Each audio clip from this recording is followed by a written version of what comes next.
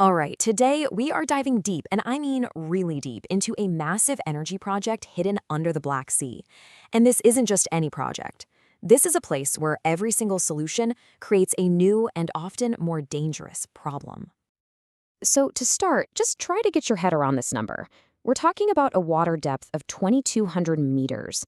That's almost 1.5 miles straight down. You're pushing the absolute limits of what's even possible in the Black Sea. And what's lurking even deeper than that? Oh, just over 14 trillion cubic feet of natural gas. It is a mind-boggling prize, but it's trapped in what you could call a geological prison.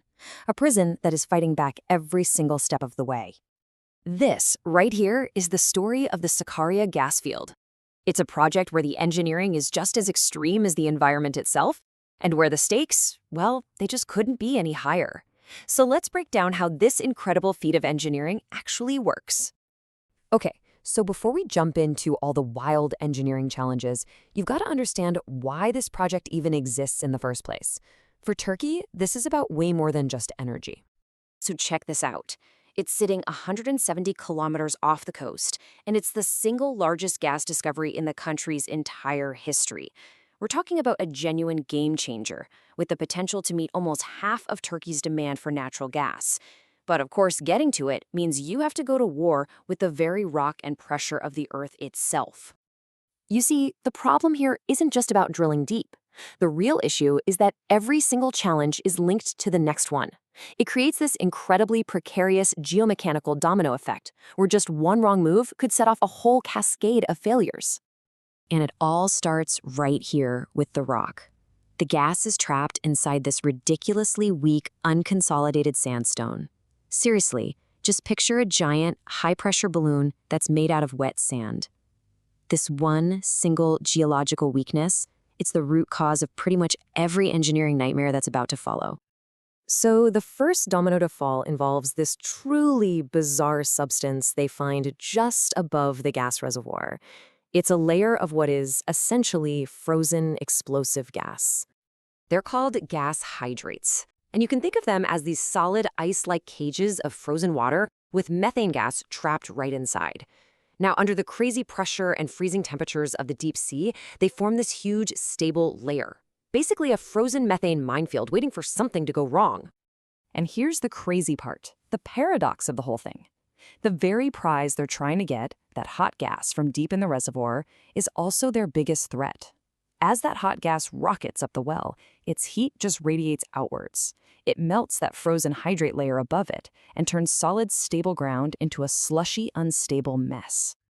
And we're not talking about a small temperature change here. No way. The simulations show that the flow of gas could heat up that hydrate zone by as much as 25 Kelvin. That's 25 degrees Celsius, which is way more than enough to trigger this incredibly dangerous melting process. So what's the result? Well, you get a total loss of structural integrity around the well. Oh, and you also get a massive release of flammable methane gas, right where you're trying to work. It is an absolute nightmare scenario, and it creates an even bigger problem for the next step, actually drilling the well itself. Because, as you can probably guess, trying to solve that whole hydrate problem, it creates an even bigger, more immediate pressure problem when you're trying to drill. So to drill safely, engineers have to use this special drilling fluid, they call it mud, to create this perfect pressure balance inside the well. It's an incredibly delicate balancing act they call the safe mud weight window. If you have too little pressure, the well collapses in on itself.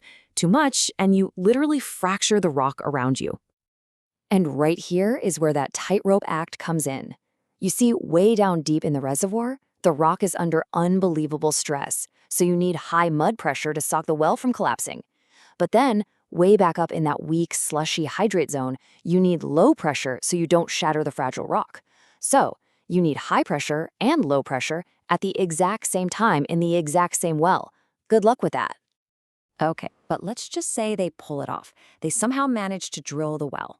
Well, a brand new challenge immediately pops up. How do you stop the reservoir itself, remember that wet sand we talked about, from just crumbling and flowing right up the pipe along with the gas? The first plan was pretty straightforward. They were going to use a simple physical barrier, basically a specialized gravel filter, to hold all that sand back. But in a reservoir this complex, with all these different layers, that method turned out to be really inefficient, super risky, and just plain expensive. So, they had to get smarter. They upgraded to this intelligent, active system that uses modular screens and these really cool adjustable sleeves.